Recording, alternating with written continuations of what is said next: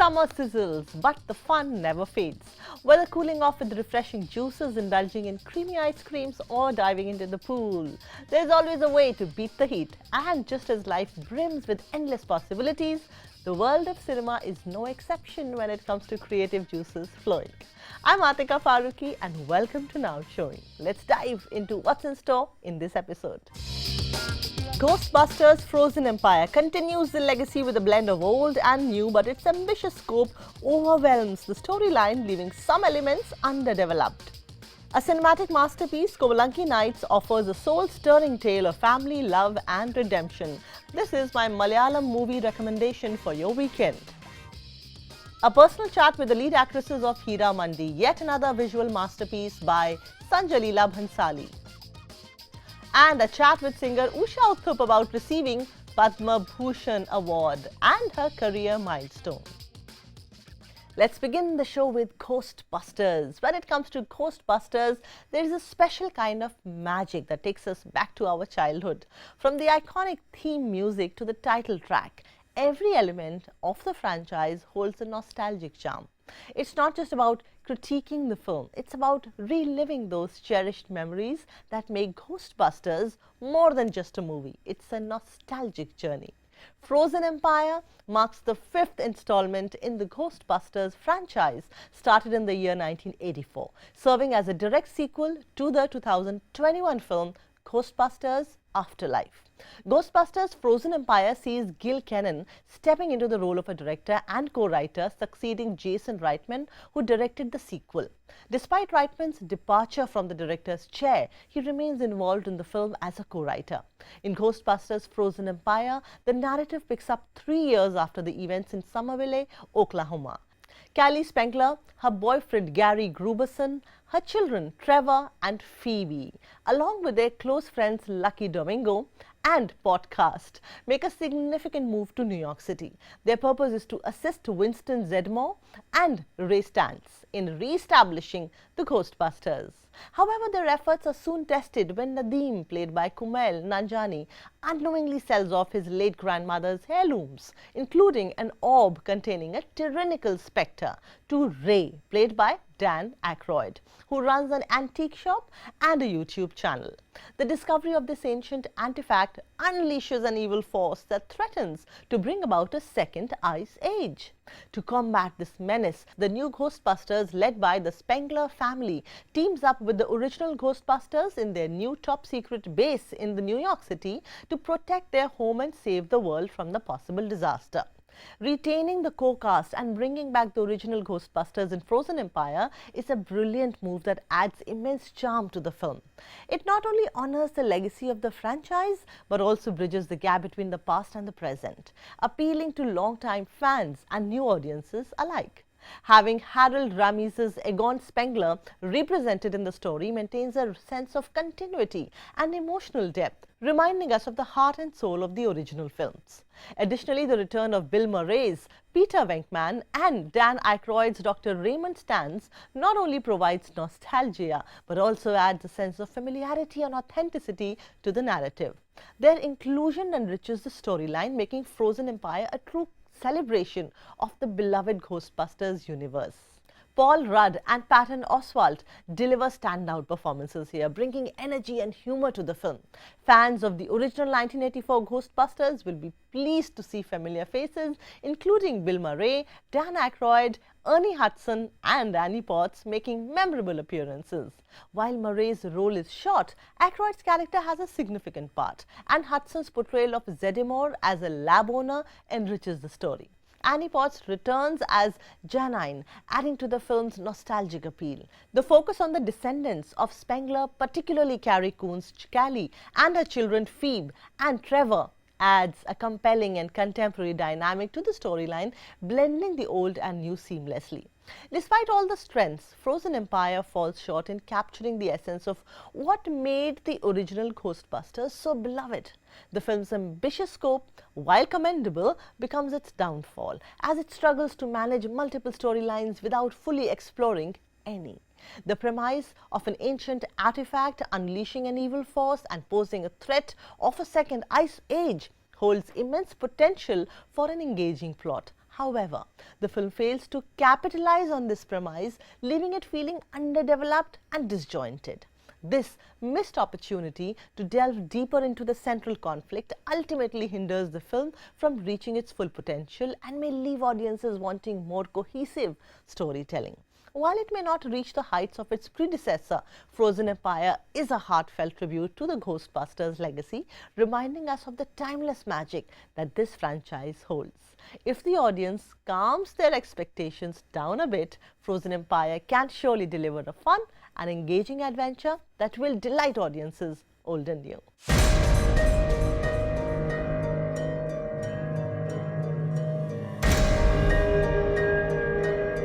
And now moving on to the recommendation of this week, and this time it is a Malayalam film.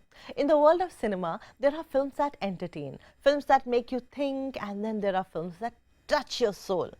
Kumbalangi Nights, directed by Madhu C. Narayanan, falls into the latter category. This 2019 Malayalam language film is a masterpiece in storytelling, weaving together a tale of family, love and redemption. Kumbalangi Nights intricately weaves together the lives of four brothers, Saji, Bobby, Bonnie and Frankie, in the picturesque village of Kumbalangi near Kochi in Kerala. Each brother grapples with his own set of challenges and insecurities, reflecting different facets of masculinity and societal expectations. Saji, the eldest, struggles with the burden of responsibility and past failures, while Bobby, hot-headed and impulsive, wrestles with his emotions and relationships. Bonnie seeks acceptance and validation from his brothers, while Frankie, mute and marginalized, embodies the silent struggles of those unheard in a patriarchal society. The arrival of Bobby's ex-girlfriend Baby Moll and her sisters serves as a catalyst, leading to a series of events that force the brothers to confront their past traumas and redefine their relationships.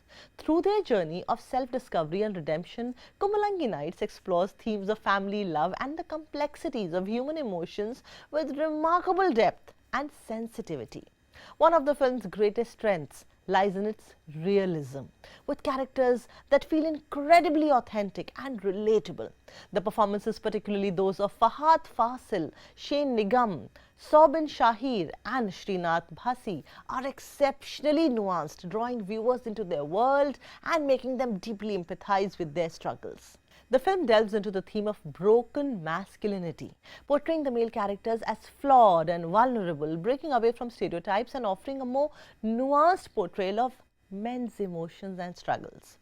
Saji represents the burden of responsibility and traditional male roles, while Bobby showcases the challenges of expressing emotions in a macho culture. Bonnie's character seeks acceptance and validation, reflecting societal pressures on men. Frankie, mute and marginalized, symbolizes the voiceless in a patriarchal society. Together, their stories shed light on the complexities of male experiences and the need for redefining masculinity with empathy and understanding. Additionally, the film explores the theme of redemption and forgiveness, highlighting the transformative power of love and understanding in healing fractured relationships. This is exemplified in the evolving dynamics between the brothers, especially Saji and Bobby, as they navigate their past traumas and learn to reconcile with each other. Kumbalangi Nights excels in its technical aspects, enhancing the storytelling and emotional depth of the film. The cinematography, helped by Shaiju Khalid, captures the beauty of the coastal village of Kumbalangi and the nuances of the characters' emotions. The use of natural light and the picturesque settings create a visually stunning backdrop for the narrative, adding to its immersive quality. The film's editing by Saiju Sridharan is seamless, effectively pacing the story and highlighting key moments of tension and emotion.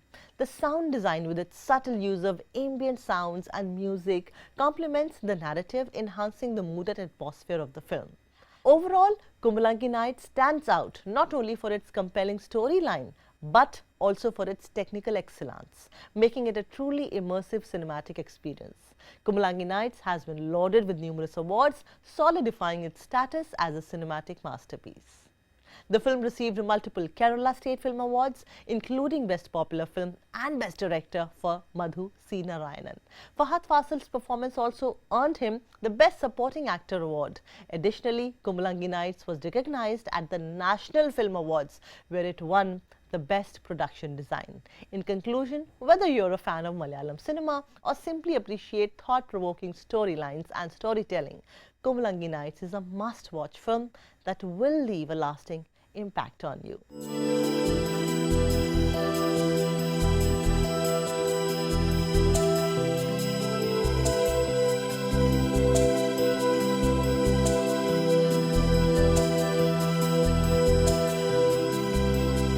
And now moving on, Heeramandi is the next big series that will be landing on Netflix next week. Created by one of Hindi cinema's finest directors, Sanjay Leela Bhansali, set in the 1920s, Heeramandi tells the stories of the courtesans of Lahore during India's freedom struggle.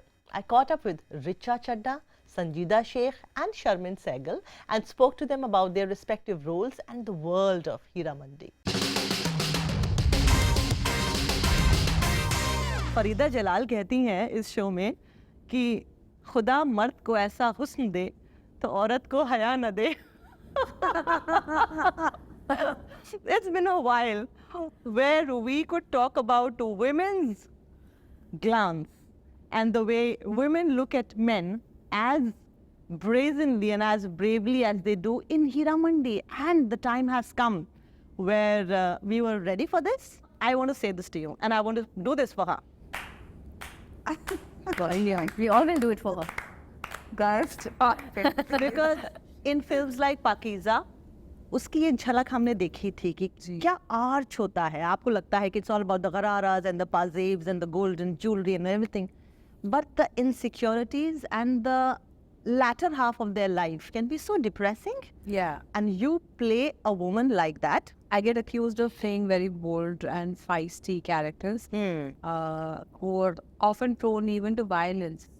In this case, the character is probably prone to self-harm because she's so in love and so heartbroken by the world actually. Whoever she looks up to sort of lets her down, whether it's Malika Jan or whatever, and society is not fair to women like this. Yeah. I want to humanize this character. I want every woman to feel the pain, and I want every man who has judged a woman like this harshly to feel a sense of guilt and remorse because they're human beings. That's actually my whole endeavor in this. Shermin, I must tell you, I had loved your performance in the other film also that was produced by Mr. Bhansali, and your close-ups were always so beautiful because you knew how to express for the camera. She plays the girl who refuses to be the next courtesan in the world where it's the norm, and quite a silently fiery and silently feisty woman who wanted to be a shaira. Yeah. Right? Oh, tell me the graph. As a viewer, I saw all of you actors mature from the first episode till the last that I have watched. What I'll tell you is the first episode was shot continuously. Everything else was little sporadic, upar niche, but we mainly stuck to episode 1, 2 and 3, and then after that even upar niche. But I think on the first day of set, I was very overwhelmed for sure because yes, Sanjay sir did produce Malal, but here I have the privilege of him sitting behind the camera and telling me ki ye sahi hai, ye galat hai. Right. And I was very overwhelmed. I sat in the car that day on my way home and I just wept and wept and wept because I couldn't recognize myself after the fourth day of shoot. Then I was sat and I was telling my sister that I'm going to be a completely different person by the time the show is over. And I am. I started the show single. Now I'm married. Oh, wow. Really, Shermin? Yeah. Oh, Mubarak ho. So I think I matured in that aspect in life. So another aspect of Alam that I really enjoyed playing is because she matures throughout her craft. Yeah. Matures throughout the show. Yeah. She learns from her mistakes. She makes a lot of mistakes. As Richa, I take the Delulu from Lajjo. Strength and courage to be her own self from Malika Jan. The fierceness of Wahida, the vulnerability of Pippo. So I think Alam is a mix of all. And to watch her mature and to actually mature with her throughout the shooting process, I think I had a lot of fun. Sanjeeda, describe that one scene that will always stay with you and that you would urge your viewers to look out for and wait for when they start watching. I think every scene what I have shot with Sir has left a memory in my mind. As an actor, I always felt like in Fighter, the screen space was not much, but I thought that, I need to bring moments to the scene where I leave some kind of impact on audience, and that happened in Fighter. Here I am doing a series where I'm a Sanjay Leela Bhansali heroine. And I'm getting not just moments, I'm getting powerful performance-oriented scenes. And I just want to, live in the moment and perform it to the best, And it's easier when you're working with a director like Sanjay Leela Bhansali, because he's minutest of detailing into the arc of the character is so beautiful that when you listen to him, when he's explaining about the scene, you connect deeper with the character. So for me, the process of getting in the character has been quite on this. Suppose kya prep raha hai, kya homework? Mera koi homework nahi raha hai. My homework was on set when I was listening to Mr. Bhansali. You guys have seen the episode, and it's so beautiful to hear that हम जो काम करते हैं उसकी तारीफ होती है. And I think an actor, it's a best form of appreciation. And I also feel that appreciation is the best form of blessing. And I have always been in this conversation with my peers and friends in the industry. I would always tell them, यार वो गुरुदत्त वाला और वो के आसिफ वाला और वो कमाल अमरोही वाला जोश कहाँ है डायरेक्टर्स में? यहाँ है. यहाँ मिला मुझे. I said these are the exact 3 names. मैं काफी सारी बिल्कुल हाँ रिचा ने बताया. लेगेसी अगर कोई आगे कैरी ऑन करने वाला है तो वो this is the man for and that's why ऐसा नहीं मैं किसी की बुराई नहीं करी, पर दूसरे डायरेक्टर जब ये जोन या ये जॉनरा या पीरियड भी अटेम्प्ट करते हैं तो ये डायरेक्टर, ये जो डायरेक्टर है इनकी इंडिविजुअलिटी, इनका ऑथोआर सेंस इतना बड़ा है कि all those things look like poor second imitations. And the imprint is so deep that it's just like people, oh, you're trying to be like him. Because it's so iconoclastic. If you Google the word courtesan, the first thing that they kind of offer to you is that they were the harbingers of etiquette. And there is a difference between the world of prostitutes and the world of courtesans. And this universe is about courtesans. Did you learn how to dance, how to sit, and वो जो जिस तरह से मलिका जान बता रही है dance करती हैं? No, I believed I was a very good dancer until I met sir. Really? Because उसमें ठुमरियाँ हैं. मैंने सुना कि I would dance and I would impress sir with my dancing. I was dancing, I was rehearsing. Beat ठीक नहीं है. You're not doing it on the beat. Listen, the first reaction I got was छे. Okay, so did you learn dancing, all of you? And शर्म आती है यार बोलते preparation. When sir was sir was the choreographer for our dance. Our dance and all that, where to look, where to, all that is, he's so involved in it, whatever we're doing. अब मैं एक चीज बोल रही हूँ, ma'am जब माधुरी हम पे किसने हरा रंग डाला, जो उन्होंने देवदास में किया है, world of. So I was thinking क्या आप लोगों ने सीखा होगा और क्या नहीं. देखिए माधुरी is Madhuri. She's a legend. And also that was Maharaj who was choreographing that. I've learned Kathak, but मैं सब भूल गई सेट पे जाके. मतलब पहले दिन मेरा जो डांस का शॉट था वो 99 टेक्स होके ओके नहीं हुआ और सर पैकअप बोल के चले गए. और अगले दिन शुरुआत में जब चीज़ें शुरू हुई उन्होंने मुझसे बात भी नहीं की. मतलब कहीं ना कहीं मुझे इतना वो था कि मैंने इस आदमी को डिसअपॉइंट कर दिया यार. वो भी एक फीलिंग होती है क्योंकि वो आपको ऐसे डायरेक्टली डांटते नहीं है. But disenchanted. He was a little happy. He was happy after that? Yeah. No, that was a good performance. Huh? जब वो आप that last dance before, you have to watch it. And in the end, Richa, they say that it takes a village to bring up a child. Yeah. And we all know that. What's the way you have envisioned the first 5 years of your child? What are the kind of support systems that you have? मैं बार-बार leg position change कर रही हूँ क्योंकि बीच-बीच में मुझे लात पड़ रही है. So cute. This was a good phase. I actually haven't envisioned anything. I honestly not had the time also. After this promotional round is over, I'll take a breather. We produce also, so I'm going to look at more of that stuff. Yeah. And it takes a village to raise a child. Hopefully, I'll be surrounded by good people. Yeah. I think already this child is very privileged. Mashallah. It went to Sundance in my home. Yeah. It's promoting this show in different places. It's enriched with the blessings of maestros like Sanjay Leela Bhansali and Sudeep Da and good people all around. I just try to stay away from toxic energy. That's all.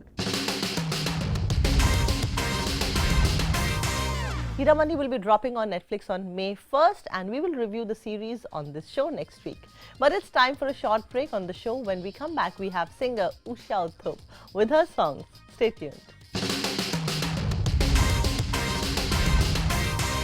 Welcome back to Now Showing. I'm Atika Farooqui. In a career spanning over 5 decades, singer Usha Uthup has given us memorable songs in her voice, be it Koi Yahan Nache Nache from the film Disco Dancer to her songs in films like Hare Rama Hare Krishna and in Shah Rukh Khan's film Dawn 2. This Queen of Indian Pop was honoured with the prestigious Padma Bhushan Award earlier this week. And to celebrate her big honour, up next we do have Usha ji in conversation with my colleague Vishal Chatkara talking about her career milestones. Ma'am, first, many congratulations. You were, of course, honored with Padma Bhushan. Ma'am, you, of course, have won many awards in the past, but do you think an award like Padma Bhushan becomes special? Because it is, of course, the third highest civilist honor in the country. Oh, of course, it's the most important one for me, because whatever it is, to be recognized by your country, by your people, by the masses, and of course, the government.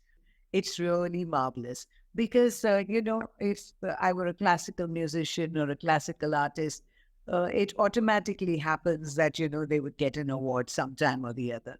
But someone like me, who's a middle of the road kind of person who sings music that you and I love and what the masses love, yeah? So then to be recognized for that is really beautiful. Ma'am, you, of course, started your singing career by singing in the nightclubs in Chennai. Yes. You remember that evening when you went behind the mic for the first time? Of course I remember it. I mean, it's one of the most fantastic moments in my life when my aunt just told me to get up. We'd all gone out for a treat. She took us out for dinner to this little place called Nine Gems. And she just said, why don't you get up and sing? And I said, okay, I'll get up and sing. And I sang a song which went, never know how much I love you, never know how much I care. And it was really fabulous because that was the first time that I ever sang behind a microphone, which was, professional. Tell us how Devanand discovered you for the film. You, of course, went on to sing for his film Hare Rama Hare Krishna. Well, I was in Delhi. I was singing at the Oberoi Intercontinental. There was the entire, Love Ketan unit that was there. There was Dev Saab, and there was Goldi Saab, and there was Shashi Kapoor and R.D. Burman, and everybody was there to listen. They came to listen to me, which is so wonderful. They'd heard that there was this Madrasi girl who's singing in English, and, she looks like this and so different. And by the grace of God, at the end of the show, they liked my music and the way I presented. So Dev Saab came up to me and said, how would you like to take part in my project, Hare Rama, Hare Krishna? So even though I finally didn't sing Dam Marudam, it was sung beautifully by Asha Bhosle, but I was supposed to do it anyway. But R.D. Burman gave me the other portion, which was picturized on the flower girl types at that time, the hippie movement. And it went, I love you, can't you see by the eye, I really do. Oh, please, please, please give me another chance. Hare Rama, Hare Krishna, Rama Rama, Hare Krishna. Yes, that was the iconic song. Both you and Bappi Lahiri had a very happy and a successful musical bonding. Do you think he knew the potential of your voice the most? Of course. I mean, there's no two ways about that, Why he chose me was because I was so different. Well, it's not a question of being good or bad, but it's a question of being original. And I was 100% original. Of that, there is no doubt. So we had a very good rapport, and we did a lot of songs together. Koi Yahan Nache Nache is one of the most exciting moments in my life with Papi Dal. Ramba ho, ho, ho, ho, ho. Samba ho, ho, ho, ho, ho. मैं गाऊं तुम नाचो जितनी तुम प्यार से जीनोगे उतनी ही जिंदगी कोई यहाँ है नच नचे, कोई वहाँ है नच नचे, सारी हंसियाँ है नच नचे. Though of course we did a duet also together. तू मुझे जान से भी प्यारा है, तेरे बिन सोना जग सारा hai. So you see, I had some very memorable moments with him.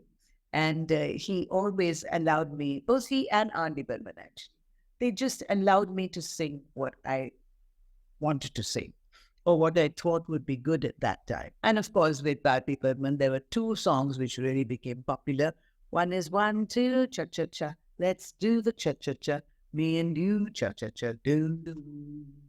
That was very, very popular. And those तुमसे प्यार किया, दुश्मनों से भी प्यार किया, जो भी किया हमने किया शान से. कोई आज भी यहाँ नाचे नाचे. Usha Uthup continues to rise in the twilight of her career. Not everyone may be able to dance like a dream, but never stop dreaming. May you soar high like Mercury. I will see you next week. Till then, you take good care of yourself. Goodbye.